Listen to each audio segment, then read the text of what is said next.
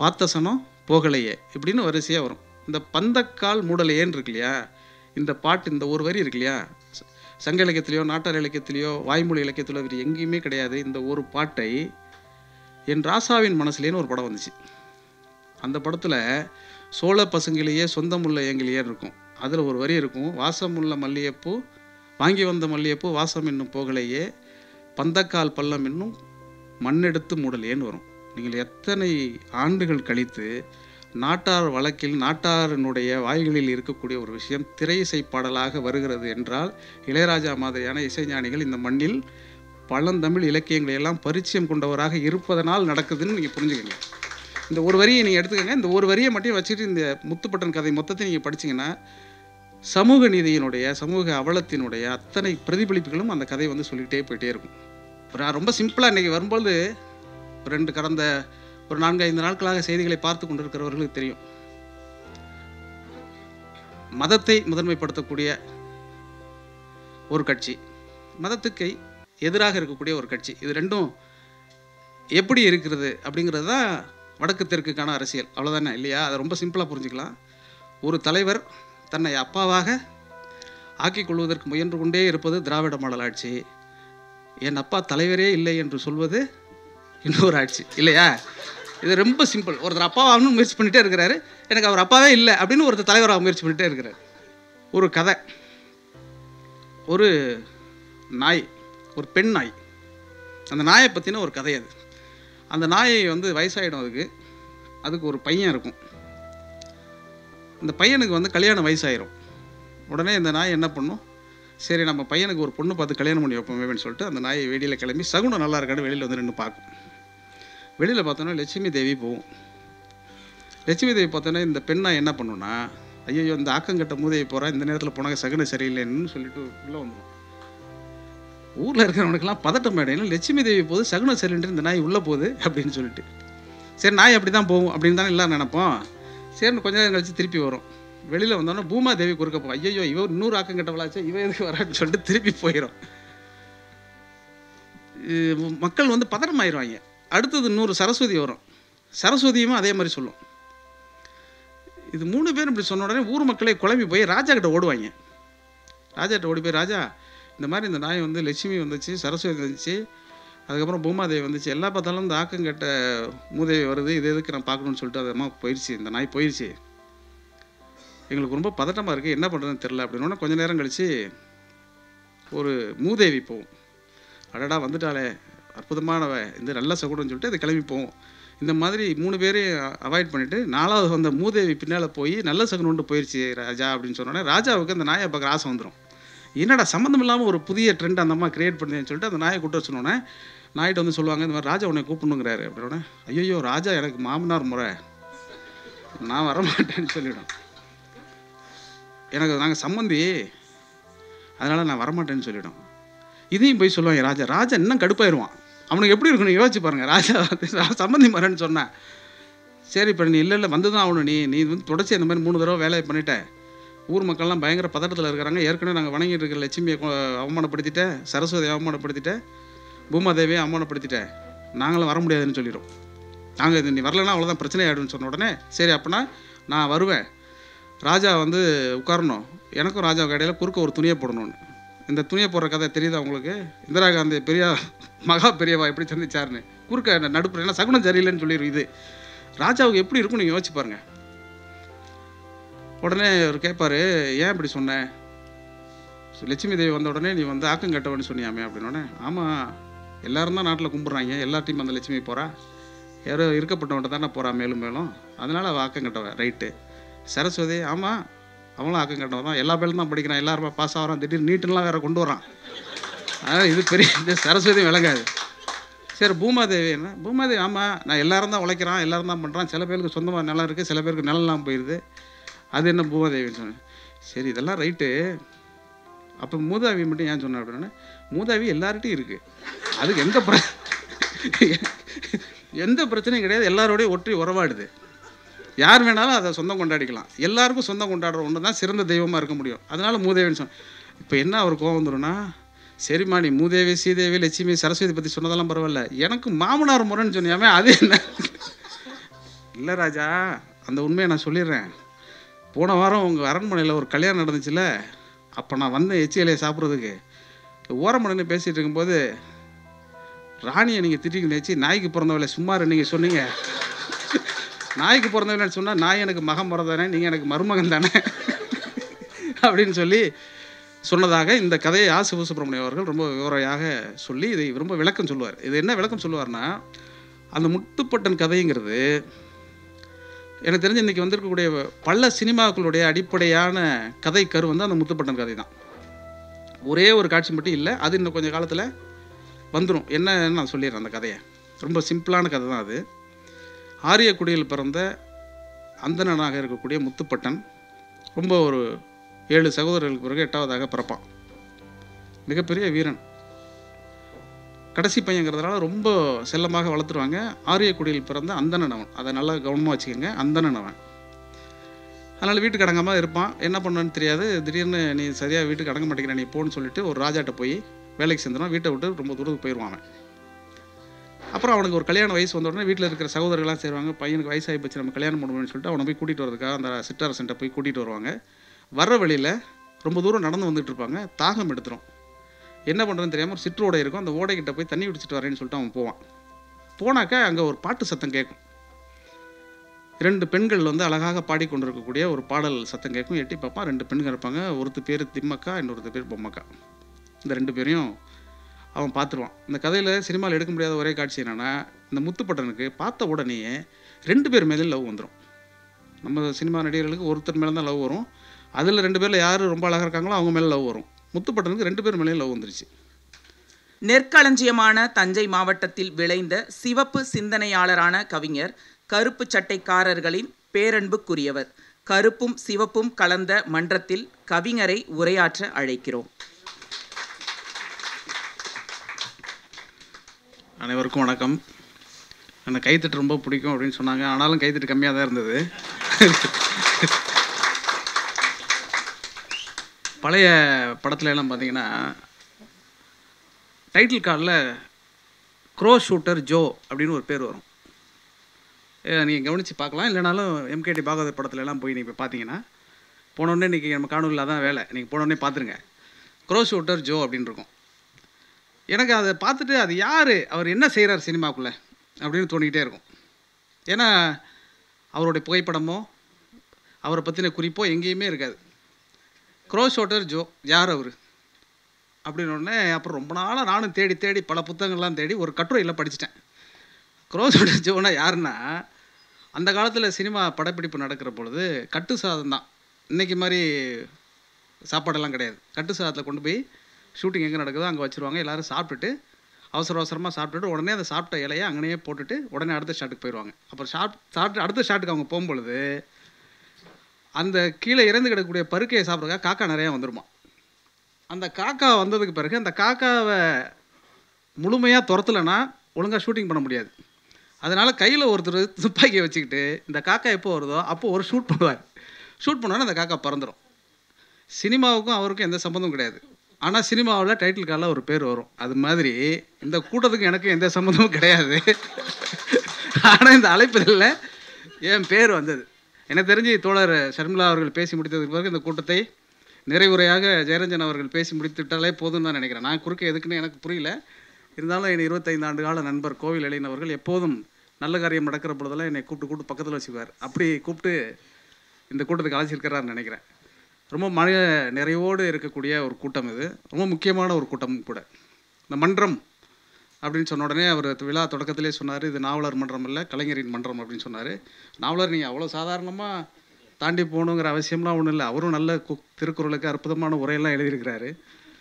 அதனால் நீங்கள் நாவலர் மன்றமாக கூட இருக்கலாம், அது ஒன்றும். அவர் ஒரு காலத்தில் திராவிட இயக்கத்தினுடைய தளபதிகளில் ஒருவராக இருந்தவர் தான். அண்ணாவுக்கு அருகிலே இருந்து செயலாற்றியவர் தான். கட்சி மாறி போயிட்டாருங்கிறதுக்காக கருத்தியல் மாறி போயிட்டு தான் நம்ம நம்புகிறோம். பாவம் அவர் என்ன வேதனைப்பட்டாரோ நமக்கு தெரியல. இருந்தாலும் அவரெல்லாம் அப்படி விட்டுறக்கூடாது. அதனால் எதுக்குன்னா, நாவலர்னு சொன்ன உடனே எனக்கு ஒரு ஞாபகம் வந்துச்சு. அவர் வந்து திருக்குறள் உரை எழுதி ரொம்ப அவருடைய திருக்குறள் உரை ரொம்ப முக்கியமான ஒரு உரை. அந்த திருக்குறள் தெளிவுரையில் முன்னாடி இருக்கக்கூடிய ஒரு 30 பக்கங்களுக்கு ஒரு விளக்க உரை எழுதியிருப்பார். அது ஒட்டுமொத்தமான இன்றைய திராவிட மாடல் அரசினுடைய அரசியல் அறிக்கை மாதிரி இருக்கும். அது நீங்கள் இப்போ போய் கூட படிக்கலாம். அவ்வளோ அற்புதமாக எழுதின அவர் அந்த திருக்குறள் உரைநூல் வெளியிட்டுட்டு பரபரப்பாக எல்லா இடத்துலையும் பேசிகிட்டு இருக்கும்பொழுது வானொலி நிலையத்திற்கு அந்த திருக்குறளை பற்றி அந்த நூலை பற்றின ஒரு நேர்காணல் எடுக்கிறதுக்காக போயிருக்காங்க, நேர்காணல் கொடுக்கறதுக்காக போயிருக்கிறார். அப்போது வந்து தென்கட்சி சாமிநாதன், நீங்கள் கேள்விப்பட்டிருப்பீங்க, இன்று ஒரு தகவலில் ரொம்ப பிரபலமானவர், அவர் தான் இன்டர்வியூ எடுக்கிறார். அவரை இவர் போன உடனே கேட்டாராம், தம்பி நீங்கள் என்ன பண்ணுறீங்க அப்படின்னோடனே, நான் இங்கே இந்த வயலும் வாழ்வு நிகழ்ச்சி இந்த மாதிரியான வேளாண்மை நிகழ்ச்சியெல்லாம் பண்ணுறேங்கய்யா அப்படின்னு சொல்லியிருக்கிறார். சரி பேசிகிட்டே இருந்தோடனே என்ன படிச்சிருக்கேன்னு கேட்டாருக்கு. நான் வேளாண்மை அக்ரி தான் படிச்சிருக்கேன் ஏதோ சொல்லியிருக்கார். அப்போ ஓண்ட தான் இந்த குறளுக்கு விளக்கம் கேட்கணும். நான் ஒரு குறளுக்கு விளக்கம் கேட்குறேன், இந்த விளக்கம் எனக்கே புரியலப்பா நீ சொல்லுன்னு கேட்டிருக்காரு. இவர் இன்டர்வியூ கொடுக்க போனவர், நாவலர், அவர் இன்டர்வியூ எடுக்கிறவர், அவர் கேள்வியோடு உட்காந்துருக்கிறார். இவர் அவர்கிட்ட இப்போ கேட்குறாரு, காலத்தால் செய்த உதவி சிறிதனிலும் ஞானத்தில் மானப் பெரிதுன்னு வள்ளுவர் எழுதியிருக்கிறாரு, இது சரியான்னு கேட்டிருக்கிறாரு. வள்ளுவர் எழுதுறது சரியான்னு நெடுஞ்செழியன் கேட்டால் தென்கட்சி சாமிநாதன் நிலைமை என்னவாக இருந்திருக்கும் யோசிச்சு பார்த்துக்கங்க. அவர் உடனே இல்லைங்கய்யா, உடனே ஒருத்தர் உதவி செஞ்சிட்டாருன்னா அது உலகத்தை விட பெருசு, பூமியை விட பெருசு அப்படின்னு சொல்லியிருக்கிறார். அது எல்லாருக்கும் புரியுது, எனக்கும் புரியுது. ஞானத்தில் மானப் பெரிதுன்னா இப்போ செய்த உதவி உருண்டையாக இருக்கான்னு கேட்டாராம். பூமினா உருண்டையாக தானேப்பா இருக்கும். இப்போ காலத்தில் ஒருத்தன் உதவி செஞ்சிட்டான்னா அது உருண்டையான உதவி, இந்த பூமியை விட பெருசுன்னு சொல்கிறாரான்னொன்னே இவர் இதுக்கு மேலே நம்ம அவர்கிட்ட பேசக்கூடாதுங்கிறது, ஏன்னா அவர் நாவலர், இதுக்கு மேலே பேசக்கூடாது நீங்களே சொல்லுங்கள் அப்படின்னு சொன்ன உடனே அவர் சொன்னாராம், அது எப்படி அந்த கருத்தியலை உள்வாங்கி கொண்டு அவர் எப்படி விளக்கம் சொல்லியிருக்கிறாருங்கிறதுக்காக சொல்ல வரேன் நான். அப்போ அவர் சொன்னாராம், நீ விவசாயம் படித்தேன்னு சொல்கிற, மண்ணோட உனக்கு நிறைய சம்பந்தம் இருக்குது, ஒரு விதையை நட்டோம்னா எவ்வளோ நாளில் முளைக்கும்னு கேட்டாரான். அது விதையை பொறுத்து இருக்குது, 6 மாதத்தில் முளைக்கும், 3 மாதத்தில் முளைக்கும், 6 மாதத்தில் முளைக்கும், 6 வாரத்தில் முளைக்கும். அப்போது நீ வாழக்கூடிய இந்த பூமியில் நீ ஒரு உதவியை கேட்டு ஒரு விதையை நட்டால் அந்த உதவி கிடைப்பதற்கே உனக்கு 6 வாரமோ 3 மாதமோ ஆகிறது என்றால், கேட்காமலேயே ஒருத்தன் செய்கிற உதவிங்கிறது இந்த பூமியை விட பெருசு இல்லையா?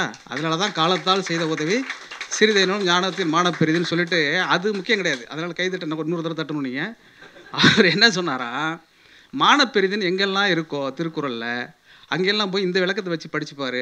எதை கீழிருந்து மேல் படிக்க வேண்டும், எதை மேலிருந்து கீழ் படிக்க வேண்டும் என்பதை புரிந்து கொண்டால் தான் திருக்குறளே புரியும் அப்படின்னு அவர் சொன்னாராம். இது ரொம்ப முக்கியமான ஒரு விஷயம். இன்றைக்கி வந்து மரியாதைக்குரிய பாலகிருஷ்ணன் அவர்கள் பேசுகிற பொழுது, கன்னியாகுமரியை திருவள்ளூர் இல்லாமல் யோசிக்க முடியாது, அப்படி ஒரு பெரிய ஒரு பிம்பத்தை, அப்படி ஒரு பெரிய உண்மையை கட்டி எழுப்பியிருக்கிறார்கள் என்றால் அது வந்து சாதாரணமான கட்டி எழுப்புதல் கிடையாது. அது சின்ன சின்ன விஷயங்களாக ஒவ்வொன்றாக பார்த்தால் கூட ரொம்ப ஆச்சரியகரமாக இருக்கிறது. இது எப்படி வந்து தமிழ்நாட்டில் நாம் பிறந்ததற்காக பெருமகிழ்வு கொள்வதற்கு 2 காரணம் இருக்கிறது. இங்கே இருக்கக்கூடிய இலக்கியங்கள், இங்கே இருக்கக்கூடிய தத்துவம், இங்கே இருக்கக்கூடிய கருத்தியல், இதையெல்லாம் தாண்டி இன்றைக்கு நாம் அடைந்திருக்கக்கூடிய வளர்ச்சி, அது ரொம்ப முக்கியமான விஷயம். இது எப்படி இவர்களெல்லாம் கட்டி எழுப்பினார்கள்? பாவேந்தர் வந்து ஒரு அற்புதமான ஊமை, அது வரும்பொழுது யோசிக்கிட்டே வந்தேன். அந்த ஊமையிலேருந்து தொடங்கணும்னு நினச்சேன். ஷர்மிளா அவர்கள் பேசியதோடனே எல்லா ஊமையும் காலியாயிடுச்சு. ஏன்னா எந்த ஊமையுமே மேடையில் சொல்கிற அளவுக்கு தாண்டி தரவுகளோடு ரொம்ப அற்புதமான உரை அவங்க இன்றைக்கி பேசினது, ரொம்ப அற்புதமான தரவுகளை சொல்லிவிட்டு அமர்ந்திருக்கிறார். அது என்ன பாவேந்தர் சொன்ன ஊமைனா, தொட்டி நீளத்தில் சுண்ணாம்பு கலந்த கலப்பென, தொட்டி நீளத்தில் சுண்ணாம்பு கலந்த கலப்பென இருள் தன் கட்டு குலைந்தது. ஒரு அதிகாலையை பற்றி அவர் எழுதுகிற ஊமை அது. அது நல்லா யோசிச்சு பாருங்கள். நீங்கள் நம்ம வீட்டுக்கெல்லாம் வெள்ளை அடிக்கும்போது பார்த்துருக்கலாம், ஒரு வாளியில் சுண்ணாம்பு வச்சுக்கிட்டு ஒரு 2 சொட்டு நீளத்தை விடுவாங்க. அந்த நீளத்தை விட்டோன்னா அந்த நீளம் உடனே கலராது, உடனே அந்த வெள்ளையோடு அது கலக்காது, கொஞ்சம் கொஞ்சமாக படரும். அந்த கொஞ்சம் கொஞ்சமாக எப்படி படருகிறதோ அதுதான் அதிகாலை என்று அவர் சொல்கிறார்.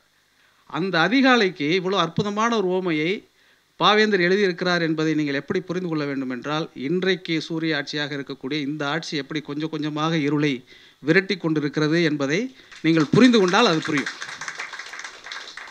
நான் ரொம்ப சிம்பிளாக இன்றைக்கி வரும்போது கடந்த ஒரு 4-5 நாட்களாக செய்திகளை பார்த்து கொண்டிருக்கிறவர்களுக்கு தெரியும், மதத்தை முதன்மைப்படுத்தக்கூடிய ஒரு கட்சி, மதத்துக்கு எதிராக இருக்கக்கூடிய ஒரு கட்சி, இது ரெண்டும் எப்படி இருக்கிறது அப்படிங்கிறது தான் வடக்கு தெற்குக்கான அரசியல். அவ்வளோதானே இல்லையா? அதை ரொம்ப சிம்பிளாக புரிஞ்சுக்கலாம். ஒரு தலைவர் தன்னை அப்பாவாக ஆக்கிக் கொள்வதற்கு முயன்று கொண்டே இருப்பது திராவிட மாடல் ஆட்சி. என் அப்பா தலைவரே இல்லை என்று சொல்வது இன்னொரு ஆட்சி, இல்லையா? இது ரொம்ப சிம்பிள். ஒருத்தர் அப்பாவாகணும்னு முயற்சி பண்ணிகிட்டே இருக்கிறாரு, எனக்கு அவர் அப்பாவே இல்லை அப்படின்னு ஒருத்தர் தலைவராக முயற்சி பண்ணிகிட்டே இருக்கிறார். ரொம்ப ஈஸியாக தமிழ்நாட்டில் இந்த அரசியலை நீங்கள் புரிந்து கொள்வதற்கு வந்து சின்ன சின்ன சம்பவங்களே போதுமானது தான். நம்ம அன்றாட வாழ்க்கையில் நாம் பார்க்கக்கூடிய சின்ன சின்ன சம்பவங்களே வந்து நம்மளை திரும்ப திரும்ப இந்த அரசியலை இருத்தி கொண்டே இருக்கிறது. நம்மளை பற்றின ஒரு சுய உணர்வோடு சுயமரியாதையோடு நாம் இயங்க வேண்டும் என்பதை வந்து அது சொல்லிக்கொண்டே இருக்கலாம். நிறைய இன்றைக்கு முத்தமிழ் அறிஞருடைய பிறந்தநாள் என்பதினாலையும் ஒரு சம்பவம் சின்னக்குத்தி ஐயாவை பற்றி நானும் தோழர் எழிலன் அவர்களும் அடிக்கடி அவரை சந்தித்திருக்கிறோம். இன்றைக்கு அவரை பற்றி ஒரு செய்தியை படிச்சுட்டே வந்தேன். அது ரொம்ப ஆச்சரியமாக இருந்தது. கலைஞரோடு அவருக்கு இருந்த அந்த உறவை பற்றியெல்லாம் அவர் நிறைய எழுதியிருக்கிறாரு. அதில் ஒரு சம்பவம் எனக்கு வந்து அப்படியே ஞாபகத்திலிருந்து மாறாமல் இருந்தது. எப்படின்னா, கலைஞருடைய நினைவாற்றலை பற்றி அவர் சொல்கிறார். அவர் நினைவாற்றலை பற்றி சொல்லுகிற பொழுது என்ன சொன்னார், அவர் மேடையில் எப்படி பேசுவார் இதெல்லாம் சொல்லிகிட்டே இருந்திருக்கிறார். அப்படி பல இதெல்லாம் குறிப்பிட்டுட்டே வந்துட்டு அவர் சொன்னார், திருவாரூரில் ஒரு மாநாடு நடந்துச்சு.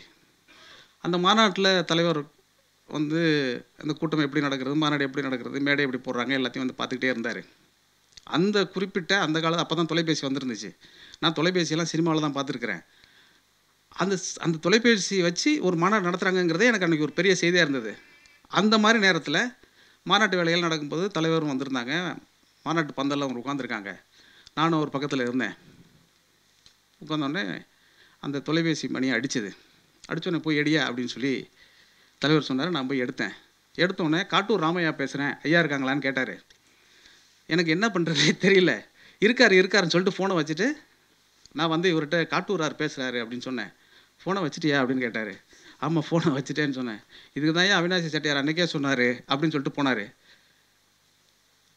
அவினாசி செட்டியார் அன்றைக்கே ஒரு சொன்னார் அப்படிங்கிறதுக்கும் இவர் ஃபோனை வச்சதுக்கும் எந்த சம்மந்தமும் கிடையாது இல்லையா? சின்னக்குத்தி செய்ய ஃபோன் வந்ததுன்னு காட்டூரார் ஃபோன் பண்ணாருன்னு தான் கலைஞர்கிட்ட சொல்கிறாரு. கலைஞர் என்ன சொல்கிறாரு, இதனால் தான் அவினாசி லிங்கம் செட்டியார் அன்றைக்கே சொன்னாரையா அப்படின்னு சொல்லிட்டு இவர் போய் அந்த ஃபோனை எடுத்து திருப்பி அவர் பேசினாருன்னு சொல்லிட்டு வராரு. அதுக்கப்புறம் அந்த குறிப்பு அவர் எழுதுறாரு. அவினாசி சிங் செட்டியார் 10 வருஷத்துக்கு முன்னாடி எழுதினாராம். என்ன எழுதினாருன்னா, அவர் அப்போ கல்வி அமைச்சராக இருக்கும் பொழுது ஆசிரியராக இருக்கிறவர்கள் விஞ்ஞான அறிவு எதுவுமே இல்லாமல் இருக்கிறார்கள். சுவிட்சை போட்டால் கூட லைட் எரியும் என்பது தெரியாமல் சுவிட்சை எப்படி ஆன் செய்வது ஆஃப் செய்வது என்று கூட அறியாத அறிவிலிகளாக இருக்கிறார்கள் என்று எனக்கு வருத்தமாக இருக்கிறதுன்னு கல்வி அமைச்சர் சொல்லி பேசியிருக்கிறார். இப்போ என்னன்னா, இவர் திட்டினதுக்காக இவர் வருத்தப்படுறதா, அவர் நினைவாற்றலை கண்டு மகிழ்ச்சி அடைகிறதான்னு சொல்லிட்டு அவர் நினைவாற்றலை பற்றி அவர் வந்து சொல்லியிருக்கிறார். எனக்கு ரொம்ப கலைஞருடைய எழுத்துக்களை எல்லாம் நான் தொடர்ச்சியாக எல்லோரும் வாசிச்சிருப்போம், ரகத்தில் இருக்க எல்லோரும் வாசிச்சிருப்போம். எனக்கு வந்து அவர் திரும்ப கலைஞர் வந்து நிறைய சாதித்திருக்கிறார். பாலகிருஷ்ணன் அவர்கள் பேசுகிற பொழுது வரிசைப்படுத்தி சொன்னார்ல, நிரல்படுத்தி, அது ரொம்ப ஆட்சியம் தான். தான் கனவு காணக்கூடியதையே சட்டமாக்கி அதை திட்டமாக்கி அதை மக்களுக்கும் செயல்படுத்தக்கூடிய அற்புதமான ஒரு ஆற்றல் அவருக்கு இருந்திருக்குங்கிறது எல்லாமே மறுப்பதற்கில்லை. ஆனால் இந்த கற்பனை அவருக்கு எப்படி வந்திருக்கும்னு நான் திரும்பி யோசிப்பேன். அவரை எல்லோரும் தலைவராக பார்க்கிறதை தாண்டி நான் அவரை ஒரு படைப்பாளராக பார்ப்பேன். ஒரு தமிழ்நாட்டின் ஆகச்சிறந்த படைப்பாளர் அவர். அதுதான் ரொம்ப முக்கியமானது. ஏன்னா நீங்கள் யோசிச்சு பாருங்கள், இப்போது இதே திருவள்ளுவருக்கு ஒரு சிலை எழுப்பலாம், கோட்டம் எழுப்பலாம். ஆனால் இந்த மாதிரி எழுப்ப முடியுமா அப்படின்னு யோசிச்சு பாருங்கள். அந்த படைப்பாற்றல் என்பது அவர் அரசியலில் வெளிப்படுத்தியிருக்கிறாரு. அதே மாதிரி அரசியலில் இருக்கிற பொழுது சினிமாக்காரராக அவர் இருந்திருக்கிறார். சினிமாவில் இருக்கிற ஒரு அரசியல்வாதியாக அவர் இருந்திருக்கிறார். இது ரெண்டுத்தையும் நீங்கள் நான் சொல்வதிலே மேலோட்டமாக நீங்கள் புரிந்து கொண்டாலும் உங்களுக்கு போதுமானது, அல்லது நுட்பமாக நீங்கள் புரிந்து கொண்டாலும் அதை தொடர்ச்சியாக அவர் செய்து கொண்டே இருப்பார். சினிமாவில் வந்து அவர் என்னென்னலாம் வசனங்கள் யாருக்கு எதிராகவெல்லாம் எழுதினாரோ அதையெல்லாம் சமூகத்தில் செயலாற்றக்கூடிய ஒரு இடத்திற்கு அவர் வந்து மாறினார். அந்த மாற்றம் என்பது ரொம்ப முக்கியமானது. அது எல்லாருக்கும் கிடைக்காது, இன்னும் குறிப்பாக படைப்பாளனுக்கு கிடைக்காது. ஏன்னா கணக்கு வந்து படைப்பாளனுக்கு வரவே வராது. ஆனால் இவ்வளவு கணக்கோட ஒருத்தர் ஒரு படைப்பாளர் எப்படி இருந்தாருங்கிறது தான் கலைஞரை நாம் இப்போவும் வியக்கக்கூடிய ஒரு பேராற்றல் மிக்கவராக காட்டக்கூடிய ஒரு செயல். அது இன்னும் தாண்டி அவருடைய கடிதங்களை எல்லாம் படிக்கும்போது நான் வந்து 2007 நெல்லையில் நடந்த இளைஞரணி மாநாடு அப்படின்னு சும்மா நானாக ஒரு சும்மா ரேண்டமாக ஒரு வரிசையாக ஒரு 4-5 நாள் இவர் என்ன செஞ்சுருப்பார், 4-5 நாள் என்ன இவர் எழுதினார்னு பார்க்கணுன்னு ஆசைப்பட்டேன். வேறு பார்க்குறத விட ஒரு குறிப்பிட்ட ஒரு வருஷத்தை எடுத்துக்கிட்டு அந்த வருஷத்தில் ஒரு 5 நாள் என்ன செஞ்சுருக்கிறார், என்ன எழுதியிருக்கிறார், எப்படி இவர் கட்டமைக்கிறார் கட்சி தோழர்களை தாண்டி சமூகத்தில் தன்னை பார்த்து கொண்டு இருப்பவர்களை, தன்னை நேசிக்கிறவர்களை, தான் யாராலும் நேசிக்கப்படுகிறோமோ எல்லாரும் எப்படி நம்மளை பார்க்குறாங்க அப்படிங்கிறதுக்கு இவர் எப்படி எழுதுகிறார் கடிதம்னு நான் பார்த்தேன். அது 2007 நெல்லை இளைஞரணி மாநாட்டை பற்றி ஒரு கடிதம். உடன்பிறப்பே வழக்கமான உங்களுக்கு தெரியாது எல்லாமே. அந்த கடிதத்தில் வந்து அவர் எழுத ஆரம்பிக்கிறார். முதல் முறை வந்து இது மாதிரி இளைஞரணி மாநாடு நடக்க போகுது, உடன்பிறப்பே நான் ஒன்றுத்துக்கும் ஒன்று அழைக்கிறேன், இந்த நேரத்தில் எனக்கு ஒரு ஞாபகம் வருது. என்ன ஞாபகம் வருதுன்னா, 1900 எல்லாமே இன்றைக்கும் பொருந்திடும். இந்த இந்திய எதிர்ப்பு, இந்த எல்லாமே அந்த கடிதங்கள் எதுவுமே இந்த கடிதங்களும் வேஸ்ட் கிடையாது. எல்லா கடிதத்தையும் மறுபடியும் மறுமுரசொலியில் எடுத்து டேட்டு மாற்றி நீங்கள் போட்டுடலாம். ஏன்னா அப்படியே தான் இந்த அரசியல் சூழல் என்பது ஒன்றியத்தில் இருக்கிறவர்களுக்கான பதில்களாக தான் இன்றைக்கும் அந்த கடிதங்கள் எல்லாமே இருக்குது. அதில் அவர் எழுதுகிறாரு, 1965 இந்தியை எதிர்த்து முரசொலியில் நான் கட்டுரை எழுதியதற்காக என்னை கைது செய்வதற்காக ஒரு நள்ளிரவில் 12 மணிக்கு என்னை அழைத்து கொண்டு போனார்கள் அப்படின்னு ஒரு காட்சியை விவரித்து ஆரம்பிக்கிறார். எல்லா அரசியல் கட்சி தலைவர்களும் கைது ஆகுவாங்க. போலீஸ் கூட்டிகிட்டு போகும், ஸ்டேஷனில் கொண்டு போய் வச்சுருப்பாங்க, சாப்பாடு வாங்கி கொடுக்க மாட்டாங்க, டீ வாங்கி கொடுக்க மாட்டாங்க, யாரையும் பார்க்க விட மாட்டாங்க. இதெல்லாம் தானே இருக்கும். இதெல்லாம் தான் அவர் எழுதுவார். இதெல்லாம் எழுதுகிறாரு. இதெல்லாம் வந்து எப்படின்னா சீன் பை சீனாக வருது. என்னை கூட்டிகிட்டு போனாங்க. எப்படி கூட்டிகிட்டு போனாங்க தெரியுமா? ஒரு லாரியில் கூட்டிகிட்டு போனாங்க அப்படின்னு அந்த சீன் ஆரம்பிக்குது. லாரியில் ஒரு இன்னைக்கு யோசிச்சு பாருங்களேன். ஒரு முத்தமிழ் அறிஞர் என்று இத்தனை முறை ஆட்சியில் இருந்த ஒருவரை தொடக்க காலத்தில் அவர் எப்படியெல்லாம் அவரை நடத்தியிருக்கிறார்கள்ங்கிறத படித்து பார்த்தீங்கன்னா உங்களை அறியாமலே உங்கள் கண்கள் கசிகிற அளவுக்கு அது அந்த காட்சிப்படுத்திக்கிட்டே வருவார். லாரியில் அழைச்சிட்டு போகிறாங்க, ஏற்கனவே அவருக்கு உடம்பு முடியாமல் இருக்குது, ஆஸ்பத்திரியில் காட்ட மாட்டேங்கிறாங்க, எங்கே கொண்டு போகிறாங்கன்னு தெரியல. ஏன்னா இவர் நெல்லையில் மாநாடு நடக்குது, அதுக்கு தான் அவர் எழுதுறாரு. ஏன்னா நெல்லை பாளையங்கோட்டை சிறையில் அவர் போய் அரசார செய்தி தான் இது எல்லாமே. இதுக்கு வரிசையாக அவர் எழுதியிருக்காரு. மதுரையில் என்ன பண்ணாங்க, திருச்சிக்கு கொண்டு போனாங்க, திருச்சியில் என்ன பண்ணாங்க, இப்படி வரிசையாக எங்கேயுமே சாப்பாடு வாங்கி கொடுக்கல, இடையில டாக்டர் வச்சாங்க, அப்புறம் ஒரு நாள் கொஞ்சம் நேரம் ஒரு 2 மணி நேரம் தூங்க விட்டுட்டு திருப்பி கூட்டிகிட்டு போனாங்க. திருப்பி போய் அதுக்கப்புறம் கொண்டு வந்து என்னைய பாளையங்கோட்டை சிறையில் தனி சிறையில் அடைத்தார்கள். இது வரைக்கும் முடிஞ்சிருச்சு. அந்த செய்தியை சொல்ல வந்துட்டார், சொல்லி முடிச்சிட்டார். அந்த கொட்டடியில் நான் மட்டும் தனியாக இருந்தேன். என் அறையிலிருந்து பார்த்தேன், ஒரு புளிய மரம் இருந்தது, இலை உதிர்ந்த புளிய மரம் அப்படின்னு முடிச்சிட்டார் ஒரு கட்டுரை. இலை உதிர்ந்த புளிய மரம் முடிச்சுட்டு ஒரே ஒரு அணில் குஞ்சு வந்தது, அது மட்டும்தான் என்னோடு பேசி கொண்டிருந்தது, அதை எடுத்து கொண்டு போய் என்னோட அறைக்குள் வைத்து கொண்டேன். பாவம் அதற்கும் என்னை போல் நோய் போல, என் வேதனைகள் அதுக்கு புரியுமோ புரியாதோலாம் எழுதி முடிக்கிறாரு. எனக்கு அதெல்லாம் பெருசாகவே படலை. எல்லாத்தையும் எழுதிட்டு வந்தவர் அந்த உதிர்ந்த கிளை உதிர்ந்த புளிய மரத்தில் கொண்டு வந்து ஏன் அந்த கடிதத்தை முடிச்சார் சொல்லிட்டு, எனவே நெல்லையில் மாநாடு இருக்கிறது, உடன்பிறப்பே வந்துவிடு அப்படின்னு அந்த கடிதம் முடிஞ்சிருச்சு. 2வது கடிதத்தில் என்ன எழுதுறாருன்னு திருப்பி படிக்கணும்னு ஆர்வம் வந்துருதில்ல. இப்போது திருப்பி படித்தேன். நான் திருப்பி படித்தா இந்த புளிய மரம் சில 100 ஆண்டுகளுக்கு முன்பாக இந்த புளிய மரத்தில் தான் கட்டபொம்மன் தூக்கு மாட்டி கொண்டு இறந்து போனான்னு ஆரம்பிச்சிடறாருங்க. சரி, இது இப்படி ஆரம்பித்து அந்த வரலாறு ஃபுல்லாக சொல்கிறார். அப்புறம் கட்டபொம்மனுக்கு கோட்டை எழுப்பின சம்பவங்கள்லாம் சொல்லி அந்த கோட்டை எழுப்பு சம்பளத்தில் ஒரு முக்கியமான விஷயம், மணலி கந்தசாமி அவர்களும் காசுப்பு அவர்களும் அழைத்து ஒரு முறை அவரை கைத்தாருக்கு வர சொல்லி அந்த பகுதிகளெல்லாம் காட்டுறாங்க. இடிந்து கிடக்கிற அந்த கோட்டையை எல்லாத்தையும் காட்டுறாங்க. காட்டினோடனே அவர் காட்டும் பொழுதே புரிஞ்சுக்கிறாரு, இதெல்லாம் சரி பண்ணணுங்கிறதுக்காக தான் நம்மளை கூப்பிட்டு காட்டுறாங்கன்னு. அதுக்கப்புறம் கோட்டை எழுப்பி அந்த கோட்டை திறப்பு விழாவுக்கு மாப்போசி எல்லாம் கூப்பிட்டு விழா நடக்குது. அந்த விழாவில் என்ன நடந்தது அப்படியெல்லாம் பேசிக்கிட்டு வரிசையாக மணலி கந்தசாமி பேசியது, காசுப்பு பேசியதெல்லாம் குறிப்பிட்டு முடிச்சுட்டு அதில் மாப்போசி, இன்றைக்கி மாப்போசியை நம்ம என்ன எல்லோரும் எப்படி பார்க்குறோங்கிறதெல்லாம் தெரிஞ்சுக்கும். அன்றைக்கி மாப்போசி என்ன பேசினாருங்கிறத அந்த கட்டுரை நீங்கள் படிச்சிங்கன்னா தான், அந்த கடிதத்தை படிச்சிங்கன்னா தான் புரியும். அதில் பேசுகிற பொழுது மாப்போசி அவர்கள் பேசுகிற பொழுது சொன்னார், இப்படியான கோட்டையெல்லாம் கட்டி எழுப்புகிற பொழுது அண்ணா அவர்கள் இருந்திருந்தால் எவ்வளோ சந்தோஷப்பட்டிருப்பார் என்று தலைவர் அவர் கருணாநிதி அவர்கள் நினைக்கக்கூடும். அப்படி அவர் நினைக்கிறதுக்கு அண்ணா இல்லையே என்று வருத்தப்பட வேண்டியதில்லை, அண்ணாவாக நான் இருக்கிறேன் என்று அவர் சொல்கிறார். அண்ணாவாக நான் இருக்கிறேன் அவர் தான் சொல்லிக்கிட்டாரு, கலைஞர் சொல்லலை அந்த கடிதத்தில். இப்படியெல்லாம் நம்மை பேசியவர்கள் அப்படின்னு சொல்லிட்டு அடுத்து முடிச்சிடறாரு. சரி, இப்படி ஒரு 4 நாளுமே பார்த்தீங்கன்னா ஒரு 4 நாள் கூட்டத்திற்கு முன்னே நெல்லை மாநாட்டுக்கான அழைப்பு விடக்கூடிய கடிதத்தில் இந்த வரலாறு சொல்கிறார். அதுக்கப்புறம் செண்பகராமன் பேசுகிறாரு. அப்புறம் எல்லா வரலாறையும் சொல்லி முடித்து விட்டு அழைக்கக்கூடிய அந்த அழைப்பு இருக்கு இல்லையா, அது ரொம்ப ஒரு வரலாற்று பூர்வமான அறிவை இந்த இளைஞனுக்கு கடத்தக்கூடிய ஒரு செயலை அவர் தொடர்ச்சியாக செய்து கொண்டே இருக்கிறார். மன்றம் இன்றைக்கு செய்திருக்கக்கூடிய இந்த முயற்சியை கூட நான் எப்படி பார்க்கிறேன் என்றால், இந்த பழைய வரலாறுகளை எல்லாம் நீங்கள் மறுபடியும் பேசிக்கொண்டே இருக்க வேண்டும்.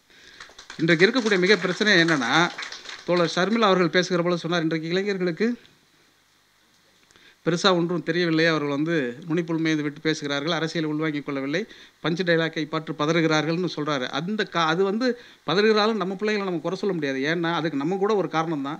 நாம் இன்றைக்கு சொல்ல ஆரம்பித்திருக்கிறோம், நாம் நீ தொடர்ச்சியாக சொல்ல வேண்டும் என்கிற ஒரு இடத்திற்கு மன்றம் வந்திருக்கிறது. இந்த மன்றம் தொடர்ச்சியாக சொல்லணும் அப்படின்னு நான் நினைக்கிறேன். நிறைய செய்திகளெல்லாம் நம்ம சமூகத்திலேயே ஒரு வேறெந்த சமூகத்தை தாண்டி தமிழ் சமூகத்தில் இருக்கக்கூடிய கலை இலக்கிய மரபு இருக்கு இல்லையா, அது ரொம்ப முக்கியமான ஒரு மரபு. எப்படி பெரியார் வந்து மிக பெரும் சீர்திருத்தத்தை எல்லாம் இங்கே கொண்டு வந்தார், அண்ணா அவர்கள் மாபெரும் தலைவராக எழுந்து இந்த பூமியில் என்ன விஷயங்கள்லாம் செய்தார் அப்படின்னா, அது பெரியாரிலிருந்து தொடங்குவதாக நாம் கருதிவிட முடியாது. இன்னும் இதற்கு முன்னாக நம்ம பார்த்தா நம்முடைய வழக்காறுகளிலேயே அப்படி நிறைய செய்திகள் இருக்குது. ஒரு சின்ன ஒரு ஒரு வழக்காட்டு இருக்காது. சிவசுப்ரமணியம் ஒரு மார்க்சிய அறிஞர் நிறைய நாட்டுப்புற வழக்காறுகளை பற்றியெல்லாம் தொடர்ச்சியாக ஆய்வு செய்து இருக்கிறவர் ஒரு கதை சொல்லுவார். நீங்கள் எல்லாம் கேட்டிருக்கக்கூடும், இருந்தாலும் இல்லைனாலும் நான் சொல்கிறேன்.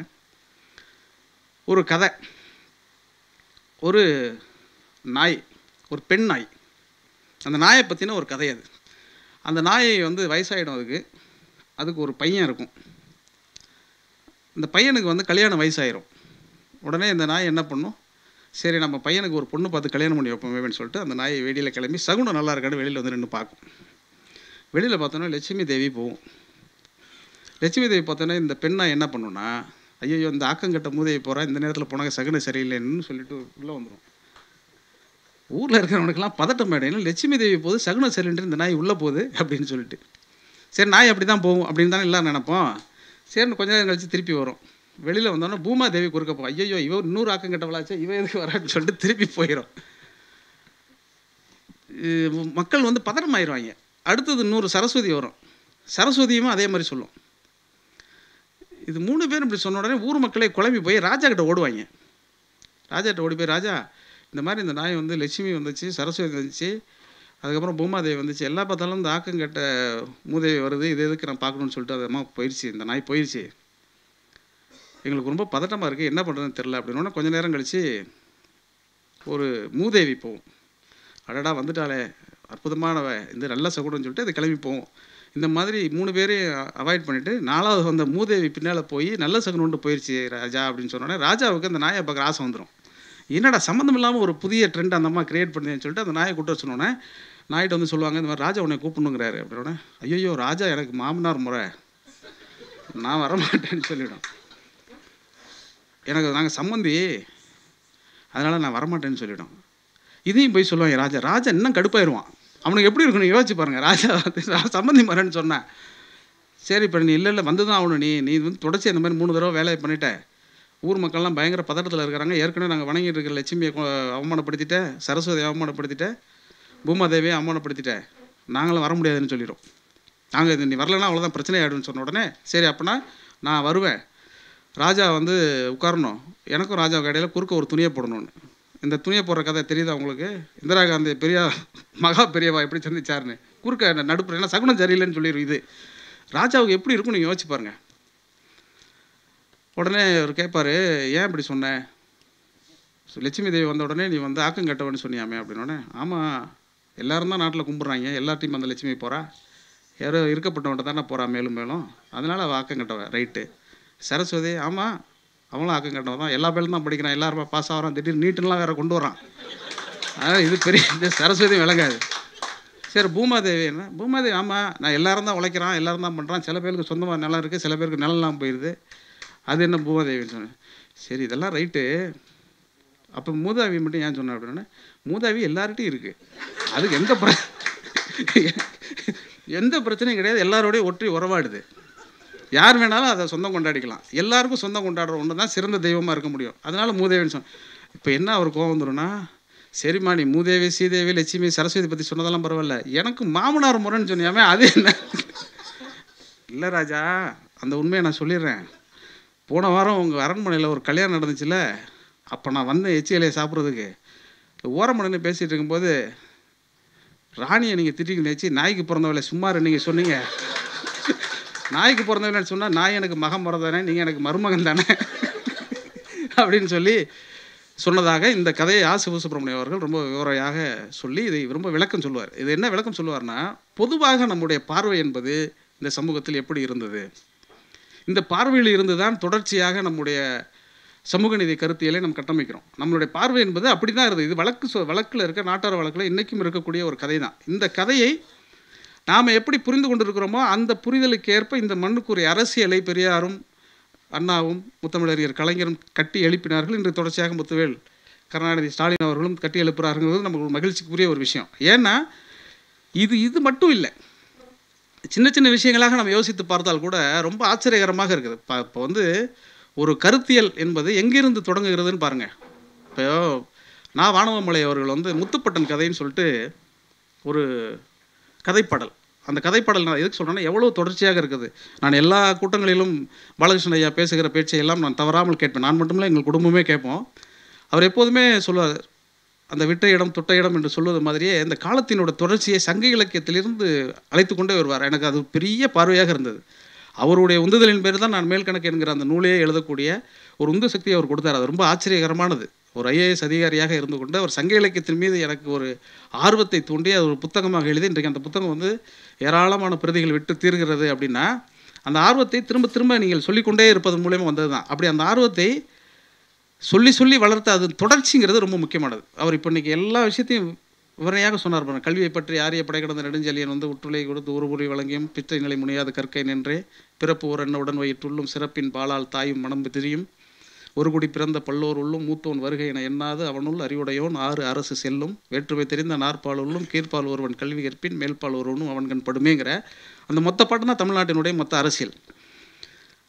ஆனால் இதெல்லாம் நமக்குள்ளே வந்து சேர்றதுக்கு இதற்கு முன்னால் இருக்கக்கூடிய படைப்பாளர்கள், எழுத்தாளர்கள், விமர்சகர்கள் எல்லாரும் கடத்தி கடத்தி கடத்தி கடத்தி தள்ளி கொண்டு வந்திருந்தாலும் கூட ஒரு படைப்பு எப்படி முயல்கிறதுங்கிறது ரொம்ப முக்கியமான விஷயம். ஷர்மிளா அவர்கள் பேசுகிற பொழுது ரொம்ப சொன்னார், என்னையெல்லாம் இந்த மாதிரியான பெண்கள் படிக்கவில்லை என்றால் நான் அக்ரகாரத்தில் எங்கேயாவது வந்து ஒரு வயிற்றில் ஒன்றும் கையில் ஒன்று வைத்துக்கொண்டு கரண்டியை கிண்டி கொண்டு இருப்பேன் அப்படின்னு அவர் சொல்கிறாங்க. அப்படி சொல்கிறாங்கங்கிறது உணர்வுபூர்வமாக உள்ளத்திலிருந்து இதயத்தின் அடி ஆழத்திலிருந்து வரக்கூடிய சொற்கள். அது சும்மா சொல்ல வைத்து சொல்லக்கூடிய சொற்கள் அல்ல. ஒரு பெண்ணாக அவர் உணர்ந்த அந்த சொற்கள் அது. இந்த முத்துப்பட்டன் கதை அப்படின்னு சொல்லிட்டு ஒரு கதை இருக்குது. அந்த கதையை நீங்கள் கேட்கவில்லை என்றாலும் இன்றைக்கி போய் நீங்கள் கேட்டுருங்க. நான் சொல்கிறது எல்லாத்தையும் நீங்கள் போய் ஒரு தடவை எல்லாத்தையும் செக் பண்ணி பார்த்துக்கோங்க. நான் உணர்ந்ததையும் உங்களோடு பகிர்ந்து கொள்ளக்கூடிய ஒரு மேடையாகத்தான் இதை கருதுகிறேன். அந்த முத்துப்பட்டன் கதைங்கிறது எனக்கு தெரிஞ்சு இன்றைக்கி வந்திருக்கக்கூடிய பல சினிமாக்களுடைய அடிப்படையான கதை கரு வந்து அந்த முத்துப்பட்டன் கதை தான். ஒரே ஒரு காட்சி மட்டும் இல்லை, அது இன்னும் கொஞ்சம் காலத்தில் வந்துடும். என்னன்னு நான் சொல்லிடுறேன் அந்த கதையை. ரொம்ப சிம்பிளான கதை தான் அது. ஆரியக்குடியில் பிறந்த அந்தணனாக இருக்கக்கூடிய முத்துப்பட்டன் ரொம்ப ஒரு 7 சகோதரர்களுக்கு பிறகு 8வதாக பிறப்பான். மிகப்பெரிய வீரன். கடைசி பையங்கிறதுனால ரொம்ப செல்லமாக வளர்த்துருவாங்க. ஆரியக்குடியில் பிறந்த அந்தணன் அவன். அதை நல்லா கவனமாக வச்சுக்கோங்க. அந்தணன் அவன். அதனால் வீட்டுக்கு அடங்காமல் இருப்பான். என்ன பண்ணணுன்னு தெரியாது. திடீர்னு நீ சரியாக வீட்டுக்கு அடங்க மாட்டேங்கிற, நீ போன்னு சொல்லிட்டு ஒரு ராஜாட்ட போய் வேலைக்கு சேர்ந்துடும். வீட்டை விட்டு ரொம்ப தூரத்துக்கு போயிடுவான் அவன். அப்புறம் அவனுக்கு ஒரு கல்யாண வயசு வந்த உடனே வீட்டில் இருக்கிற சகோதரர்களாம் சேருவாங்க. பையனுக்கு வயசாகி போச்சு, நம்ம கல்யாணம் பண்ணுவோம்னு சொல்லிட்டு அவனை போய் கூட்டிகிட்டு வரதுக்காக அந்த சிற்றரசன்ட்ட போய் கூட்டிகிட்டு வருவாங்க. வர்ற வழியில் ரொம்ப தூரம் நடந்து வந்துட்டு இருப்பாங்க. தாகம் எடுத்துரும். என்ன பண்ணுறதுன்னு தெரியாமல் ஒரு சிற்றோடை இருக்கும். அந்த ஓடைக்கிட்ட போய் தண்ணி குடிச்சிட்டு வரேன்னு சொல்லிட்டு அவன் போவான். போனாக்கா அங்கே ஒரு பாட்டு சத்தம் கேட்கும். 2 பெண்கள் வந்து அழகாக பாடிக்கொண்டிருக்கக்கூடிய ஒரு பாடல் சத்தம் கேட்கும். எட்டி பார்ப்பான். 2 பெண்கள் இருப்பாங்க. ஒருத்தர் பேர் திம்மக்கா, இன்னொருத்தர் பேர் பொம்மக்கா. இந்த 2 பேரையும் அவன் பார்த்துருவான். இந்த கதையில் சினிமாவில் எடுக்க முடியாத ஒரே காட்சி என்னென்னா, இந்த முத்துப்பட்டனுக்கு பார்த்த உடனேயே 2 பேர் மேலே லவ் வந்துடும். நம்ம சினிமா நடிகர்களுக்கு ஒருத்தர் மேலே தான் லவ் வரும். அதில் 2 பேரில் யார் ரொம்ப அழகாக இருக்காங்களோ அவங்க மேலே லவ் வரும். முத்துப்பட்டனுக்கு 2 பேர் மேலேயும் லவ் வந்துருச்சு. விஜய் சேதுபதி நடிச்சுட்டு வரா. அப்போ வந்து என்ன பண்ணுறதுன்னு தெரியாது. உடனே வந்து இந்த 2 பெண்களும் வந்து கையெடுத்து சொல்லுவாங்க, சாம்ப சிவ மூர்த்தி போல் தெரிகிறீர்கள் சாமி, என்னை தீண்டினால் பொறுக்குமோ பூமி, அப்படிலாம் பாடுவாங்க. அந்த பாட்டு ரொம்ப நீங்கள் கேட்டு பார்த்தீங்கன்னா ரொம்ப சந்தோஷமாக இருக்கும். சொல்லிவிட்டு அவங்க ஓடிடுவாங்க. ஓடி போய் வாழைப்பகடைன்னு அவங்க அப்பா, அந்த திம்மக்கா பொம்மக்காவோட அப்பா பேர் வந்து வாழைப்பகடை, அவர்கிட்ட போய் சொல்லுவாங்க. சொன்ன உடனே இது மாதிரிப்பா ஒருத்தர் வந்து யாருன்னே தெரியல, என்னை பார்த்தோன்னே எங்களை கட்டிக்கிறோன்னு சொல்லி சொல்கிறான் அப்படின்னு. 2 பேரில் யாரை கட்டிக்கிறேன்னு சொன்னால் 2 பேரையும் கட்டிக்கிறேன்னு சொன்னான் அப்படின்னு. ஐயோ அவன் ரொம்ப சிக்கலானவனாக இருப்பான் போல இருக்குன்னு சொல்லிட்டு அவர் கிளம்பி வருவார். கிளம்பி வந்து பார்த்தா இவன் மயங்கி கிடப்பான் கீழே. மயங்கி பார்த்தா அவன் வந்து உச்சி குடிமி இருக்கும், அந்தனன்ல பூணூல்லாம் போட்டிருப்பான், கீழே மயங்கி கிடப்பான். பொண்ணை கிண்டல் பண்ணுறானேன்னு சொல்லி கிளம்பி வந்த ஆள் இந்த கோலத்தை பார்த்த உடனே கை தட்டி எழுப்புவான். கீழே ஒருத்தன் மயங்கி கிடந்தனால நம்ம எப்படி எழுப்புவோம்? உடனே போய் உடம்பு தானே தட்டி அனுப்புவோம். அவர் உடம்பு தட்டி எழுப்ப மாட்டார்.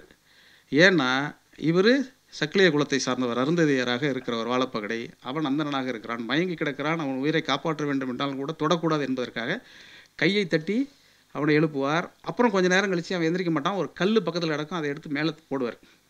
மேலே போட்டார், ஒரு முழிச்சுக்குவார். என்னன்னு கேட்டோன்னே, இது மாதிரி என் பிள்ளைகளை பார்த்து இப்படி சொன்னீங்களாமே, அடிக்க வெட்ட வந்தவர் அவர், இது மாதிரி சொல்லிங்களாமேனோடனே, ஆமாம் எனக்கு உங்கள் பிள்ளைகளை பிடிச்சிருக்கு நான் கல்யாணம் பண்ணிக்கலாம்னு நினைக்கிறேன் அப்படின்னு அவர் சொல்லுவார். சொன்ன உடனே சொல்லுவார், சாமி நீங்கள் பார்க்கப்போ நீங்கள் வந்தனா இருக்கிறீங்க, நாங்கள் வந்து தோளில் செருப்பு தஞ்சு வைக்கக்கூடிய சாதிங்க, நீங்கள் நம்ம கல்யாணம் திருமணம் பண்ணிக்க முடியாது, அப்புறம் இதெல்லாம் வந்து சரிப்படாது, உங்கள் ஆட்கள் எங்களை சும்மா விட மாட்டாங்கன்னு இன்னும் நிறையெல்லாம் இருந்திருக்குன்னு வச்சுக்கோங்களேன். பல மாரி செல்வராஜ், ரஞ்சித்தெல்லாம் உள்ளே வந்திருப்பாங்கன்னு நினைக்கிறாரு. இது நம்ம அதுக்குள்ளே கதையில் அங்கே வரல. அது சொல்லி முடித்தோடனே அவர் என்ன பண்ணுறாரு, ஒரு கட்டத்தில் மறுக்கவே மாட்டான் அவன். அந்த தண்ணி குடிக்க போனானே தம்பி எங்கன்னு அவனுக்கு தேடிட்டு வரணும்ல, கதையில் வரவே வராது, அவனுக்கு என்ன ஆனாலே தெரியாது. அது அந்த லாஜிக் மிஸ்டேக்காக இருக்காது. அது எனக்கு தெரிஞ்சு முத்து புலவர்கிட்ட தான் கேட்கணும். அது இப்போ என்னென்னா, இவர் என்ன சொல்லுவார், இல்லை நீங்கள் இப்படியெல்லாம் நீங்கள் வம்படி பண்ணக்கூடாதுங்க, எங்களை நீங்கள் கல்யாணம் பண்ண முடியாது, நீங்கள் ஒரு 48 நாள் நீங்கள் விரதம் இருந்து நீங்கள் வந்து தோளில் செருப்பு தைச்சி ஊரெல்லாம் போய் நீங்கள் விற்றுட்டு வந்தீங்கன்னா என் பிள்ளைய கட்டி கொடுக்குறேன். காதல் உச்சமானது தானே, காதலை உயர்த்துவது தானே தமிழ் சமயத்தின் மரபு. அதனால் அவர் என்ன பண்ணுவார், 2 விஷயத்தை வாழைப்பகடை சொல்லுவார். உங்களுக்கு உச்சி குடிமை நறுக்கிடணும், பூணூலை அறுத்தெறிஞ்சிடணும், செருப்பு தைச்சி விற்கணும். ஓகே, லவ் தானே, பூணூலை அறுத்துருவோம், குடிமை கட் பண்ணிடுவோம்னு சொல்லிட்டு எல்லாத்தையும் பண்ணிவிட்டு செருப்பையும் போட்டு அவன் அந்த பொண்ணுங்களை 48வது நாள் வந்து பொண்ணு கேட்டுருவான். இவர் கல்யாணம் பண்ணி கொடுத்துருவார். இது வரைக்கும் முடிஞ்சிருச்சா கதை. இதுக்கப்புறம் தான் காட்சியே இருக்குது.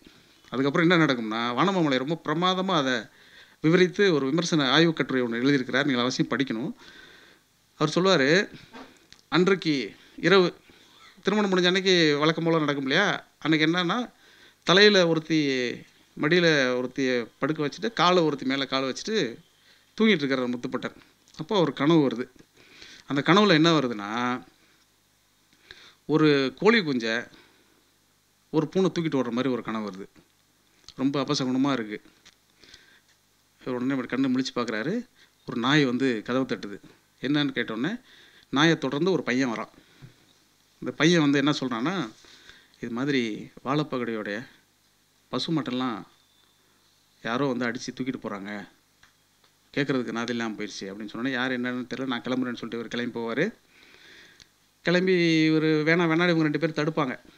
தடுத்த பிறகும் அவர் மீறி காதல் மிகுதியில் என்ன இருந்தாலும் மாமனார், இப்போ மாமனாருக்கு ஒரு துன்பம்னா தனக்கு நேர்ந்த துன்பம்னு நினச்சி கிளம்பி அவர் போவார்.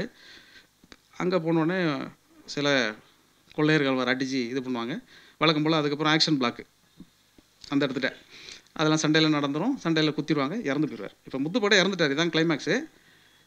இறந்து போன உடனே அந்த 2 பெண்களும் அதே நாளில் அன்றே தீக்குளிக்கணும், அதாவது உடன்கட்டை ஏறணும் அப்படின்னு ஒன்று வரும். அது வந்து பக்கத்தில் இருக்கக்கூடிய ஒரு ஜமீன்கிட்ட போய் பர்மிஷன் கேட்கணும். அந்த ஜமீன் என்ன பண்ணார் அந்த நேரத்தில் அப்படிங்கிறதெல்லாம் அந்த கதையில் மேற்கொண்டு நீங்கள் பின்கதை சுருக்கத்தில் நீங்கள் போய் படிச்சுக்கங்க. அப்புறம் திருப்பி ஏதோ சொல்லி அதுக்கப்புறம் வந்து உடன்கட்டை ஏறிடுவாங்க அப்படின்னு சொல்கிறதுக்கு முன்னாடி, உடன்கட்டை ஏறுவதற்கு முன்னாடி அவங்க 2 பேரும் ஒப்பாரி வைக்கக்கூடிய ஒரு பாட்டு இருக்குது. நான் இவ்வளவும் சொல்ல வந்தது இந்த ஒப்பாரி பாட்டுக்காக தான். அந்த ஒப்பாரிக்குள்ளே ஒரு பாட்டு இருக்குது. அந்த ஒப்பாரி பாட்டில் என்னென்னா, ஒன்று ஒன்றா சொல்லிட்டே வருவார். நீங்கள் அந்த மாதிரியான சாமி, இந்த மாதிரியான சாமி, இறந்து போயிட்டீங்களே வந்துட்டீங்களே அப்படின்னு சொல்லிட்டு இந்த கல்யாண சீக்வன்ஸுக்கு ஒரு பாட்டு இருக்குது. பணியாரம் சுட்ட சட்டி பாதி மணம் காயலையே, பணியாரம் சுட்ட சட்டி பாதி மணம் காயலையே, பந்தக்கால் மூடலையே, பார்த்த சனம் போகலையே இப்படின்னு வரிசையாக வரும். இந்த பந்தக்கால் மூடலையேன்னு இருக்கு இல்லையா, இந்த பாட்டு, இந்த ஒரு வரி இருக்கு இல்லையா, சங்க இலக்கியத்திலையோ நாட்டார் இலக்கியத்திலையோ வாய்மொழி இலக்கியத்திலோ இது எங்கேயுமே கிடையாது. இந்த ஒரு பாட்டை என் ராசாவின் மனசுலேன்னு ஒரு படம் வந்துச்சு. அந்த படத்தில் சோழ பசுங்கிலேயே சொந்தமுள்ள எங்கிலேயே இருக்கும். அதில் ஒரு வரி இருக்கும், வாசமுள்ள மல்லிகைப்பூ வாங்கி வந்த மல்லிகைப்பூ வாசம் இன்னும் போகலையே, பந்தக்கால் பள்ளம் இன்னும் மண்ணெடுத்து மூடலையேன்னு வரும். நீங்கள் எத்தனை ஆண்டுகள் கழித்து நாட்டார் வழக்கில் நாட்டாரினுடைய வாய்களில் இருக்கக்கூடிய ஒரு விஷயம் திரை இசை பாடலாக வருகிறது என்றால், இளையராஜா மாதிரியான இசைஞானிகள் இந்த மண்ணில் பழந்தமிழ் இலக்கியங்களை எல்லாம் பரிச்சயம் கொண்டவராக இருப்பதனால் நடக்குதுன்னு நீங்கள் புரிஞ்சுக்கங்க. இந்த ஒரு வரியை நீங்கள் எடுத்துக்கங்க. இந்த ஒரு வரியை மட்டும் வச்சுட்டு இந்த முத்துப்பட்டன் கதை மொத்தத்தை நீங்கள் படிச்சிங்கன்னா சமூக நீதியினுடைய, சமூக அவலத்தினுடைய அத்தனை பிரதிபலிப்புகளும் அந்த கதை வந்து சொல்லிக்கிட்டே போயிட்டே இருக்கும். இது எப்படி வந்து சாத்தியம் இருக்குங்கிறத மட்டும் நம்ம யோசிச்சுக்கோம். நம்ம வந்து பெருமிதம் கொள்வதுங்கிறது பண்பாட்டு அரசியல் என்பதையெல்லாம் தாண்டி அரசியல் அறிவு பெற்றவர்களாகவே தொடக்க காலத்திலேருந்து நம்ம திரும்ப திரும்ப திரும்ப வரக்கூடிய ஒரு சூழலை தந்திருக்குங்கிறது ரொம்ப முக்கியமானது. இன்னும் சொல்லப்போனால், நான் நிறைய நேரம் பேசுகிறேன்னான்னு எனக்கு தெரியல. நான் ரொம்ப அவளோட கேட்க இருப்பது வந்து ஜெயரஞ்சன். நான் பேசுகிறத விட அவர் பேசுகிறது தான் முக்கியமானது, பொருத்தமானது. இதெல்லாம் தாண்டி நான் ரொம்ப நேரம் பேசிட்டு அவருக்கு டைம் குறைஞ்சிருச்சுனாக்க வீட்டுக்கு போனோன்னே என் பொண்ணு காவியா கேட்கும், அங்கிள் பேசுகிறதெல்லாம் போய் கெடுக்கிற மாதிரி நீங்கள் ஏதோ சினிமா கதையெல்லாம் பேசிட்டு இருந்தீங்களான்னு சொல்லி, ஏன்னா போகும்போதே சொன்னிச்சேன்ப்பா நீங்கள் சினிமா கதையெல்லாம் பேசிடாதீங்க, அவங்க ஏதோ கொஞ்சம் பிரயோஜனமாக பேசுவாங்கன்னு சொல்லி தான் அனுப்பிச்சிதாங்க. இருந்தாலும் இதை நான் சொல்லிவிட்டு நிறைவு செய்து கொள்கிறேன். ஒரு சங்கப்பாட்டு இருக்குது. இப்போது எல்லா விஷயத்தையும் தொடர்ச்சியாக நம்ம ஒன்றொன்றாக பார்த்து கொண்டே இருக்கிற பொழுது, இந்த பாரி கபிலன் உறவை பற்றி எல்லாருக்கும் தெரிஞ்சிருக்கும். பாரி கபிலன் உறவை பற்றி ஒரே ஒரு பாட்டு இருக்குது. அந்த பாட்டு வந்து தமிழ் சிந்தனையினுடைய தொடர்ச்சியை எப்படி நம்முடைய இலக்கியங்கள் கொடுத்து கொண்டே இருந்தது. மண் மொழி மானம் என்று பெரியார், முத்தமிழறிஞர் கலைஞர் எல்லாம் சொல்கிறார்களே, இந்த மண் மொழி மானம் இந்த மூன்றும் ரொம்ப முக்கியமானது.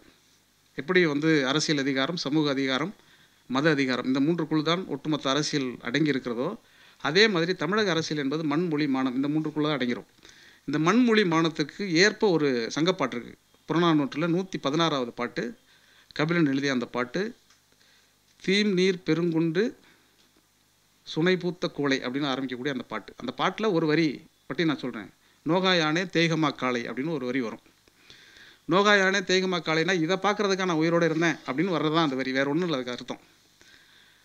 அது எதை பார்த்து அப்படி சொன்னார் கபிலன் அப்படின்னா, கபிலர்கிட்ட பாரி இறந்து போனதுக்கு பிறகு 2 குழந்தைகளையும் கையில் கூப்பிட்டு ஒப்படைச்சி, என் பிள்ளைகளை ஏதோ நல்ல கரை சேர்த்துருப்பான்னு சொல்லிட்டு இறந்து போயிடுறார். இவர் பல இடங்களுக்கு பொண்ணு பார்க்க போயிட்டே இருக்கிறாரு, யாரும் வரன் கொடுக்க வரலை. ஏன்னா ஒரு அரசன் இழந்து போனதுக்கு பிறகு அந்த அரச குடும்பங்கள் என்ன ஆகுங்கிறது எல்லாருக்கும் தெரியும் இல்லையா. கபிலன் போராடி பார்க்குறாரு, ஒன்றும் நடக்கலை. அப்போ ஒரு எங்கேயோ போய் யாரையோ ஒரு அரசனை, சிற்றரசனை பார்த்து இவர்களை திருமணம் செய்து வைப்பதற்காக போயிட்டு முடியாமல் திரும்பி வரும்பொழுது, இந்த 2 குழந்தைகளும் இந்த 2 பெண்களும் தன் வீட்டு ஓரத்தில் இருக்கக்கூடிய ஒரு மதில் சுவரில், குப்பை மேட்டு மதில் சுவரின் மேல் ஏறி நின்று மலையை நோக்கி போய் கொண்டிருக்கக்கூடிய உப்பு வண்டியை 1, 2, 3 என்று எண்ணிக்கொண்டிருக்கிறார்கள். மலை மேலே போயிட்டு இருக்க உப்பு வண்டியை 1, 2 எண்ணிக்கொண்டிருக்கிறதுங்கிறது பெரிய விஷயமே கிடையாது. அந்த பாட்டில் கபிலன் சொல்வார், ஒரு காலத்தில் பரம்பை நோக்கி வந்த சிற்றரசர்கள் மூவேந்தர்களை துரத்தும் பொழுது இந்த பரம்பை நோக்கி எத்தனை குதிரைகள் வந்தன என்று எண்ணிக்கொண்டிருந்த இந்த குழந்தைகள் இன்றைக்கு உப்பு வண்டியை எண்ணிக்கொண்டிருக்கிறது அப்படின்னு சொல்லுவார்.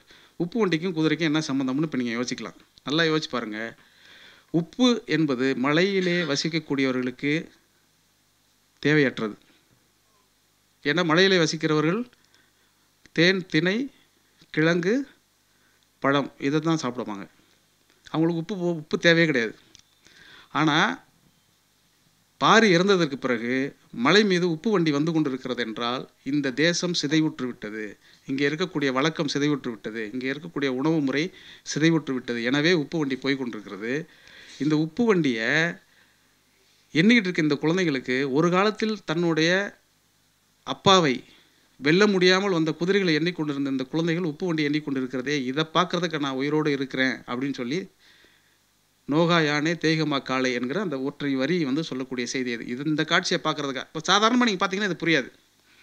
ஆனால் கபிலர் வந்து என்ன விஷயத்தை இந்த பாட்டுக்குள்ளே சொல்கிறாருங்கிறத ரொம்ப நுட்பமாக யோசித்து கொண்டால் தான் புரியும். ஆனால் நுட்பமாக யோசித்து கொள்வதற்கான இடம் வைத்திருக்கக்கூடிய ஒரு இலக்கியம் சங்க இலக்கியமாக நமக்கு வாய்த்திருக்கிறதுங்கிறது இல்லையா. அதற்காக நாம் எல்லோரும் ஒரு மிதமாக பெருமிதம் கொள்ளலாம். அதை மன்றத்தில் அமர்ந்து பேசக்கூடியதாக இந்த ஆண்டிலும் இந்த ஜூன் 3 நாம் எல்லோரும் இருந்திருக்கிறோம். இது எல்லாரையும் உள்வாங்கிக் கொள்ள முடிகிறது என்றால் இந்த இலக்கியம் எவ்வளவு உயிர்ப்போடு இருக்கிறதுங்கிறது ரொம்ப முக்கியமானது. இந்த உயிர்ப்பை திரும்ப திரும்ப நாளைய தலைமுறைக்கு நாம் கடத்துவதற்கான இந்த மன்றம் தொடர்ச்சியாக செயல்பட வேண்டும் என்று நான் விரும்புகிறேன்.